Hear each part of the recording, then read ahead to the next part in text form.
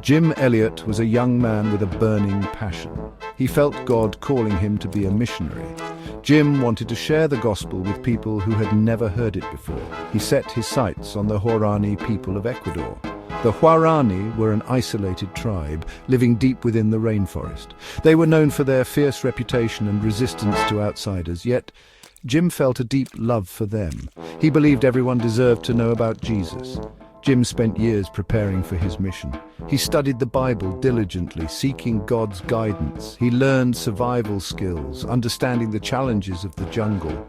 He also learned about the Huaorani culture, wanting to build bridges of understanding. Jim knew the dangers that lay ahead, but his faith in God was unwavering. He was determined to reach the Huaorani with the message of hope and salvation.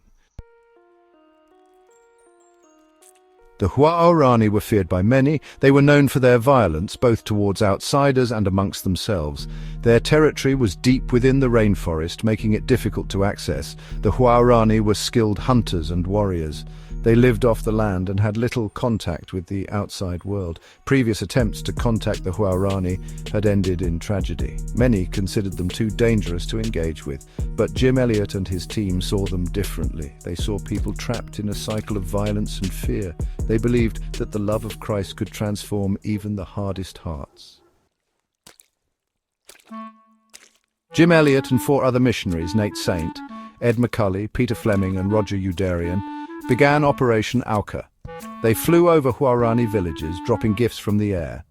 They used a loudspeaker to speak phrases in the Huaorani language. The missionaries wanted to build trust before attempting face-to-face contact.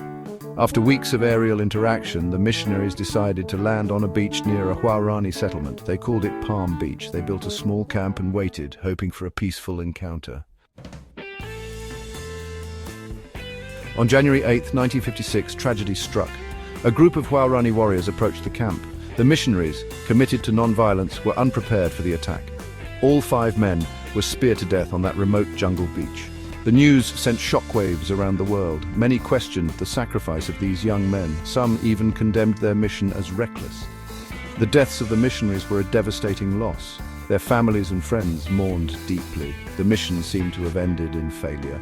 Yet the story of the 5 martyrs did not end on Palm Beach. Their sacrifice became a seed planted in the fertile ground of faith. Jim Elliot's words became a powerful testament to his faith. He is no fool who gives what he cannot keep to gain that which he cannot lose. This quote embodies the core of Jim's belief. He understood that earthly possessions and even life itself are temporary. True treasure, eternal life with God, is worth any sacrifice. Jim's willingness to give up everything, including his life, was not an act of foolishness. It was an act of ultimate love and obedience to God. He believed that the souls of the Huaorani were precious. He was willing to risk everything to share the good news of Jesus Christ with them. Section 6. Elisabeth's unwavering faith. Elisabeth Elliot, Jim's young widow, responded to the tragedy with remarkable strength and grace. She chose to stay in Ecuador with her young daughter. She continued working with the Huaorani people. Elisabeth's faith in God did not waver, even in the face of such profound loss. Elisabeth's commitment to the Huaorani was not driven by a desire for revenge or a martyr complex. It was fueled by the same love for the tribe that had driven her husband. She believed that God could bring good out of the tragedy. She trusted that his plan was greater than her pain. Section 7. Forgiveness and transformation. Through Elisabeth's ministry and the work of other missionaries, a remarkable thing happened. Many Huaorani, including some of those involved in the killing of the 5 missionaries, became Christians. They experienced the forgiveness and love of Christ that Jim and his friends had died trying to share.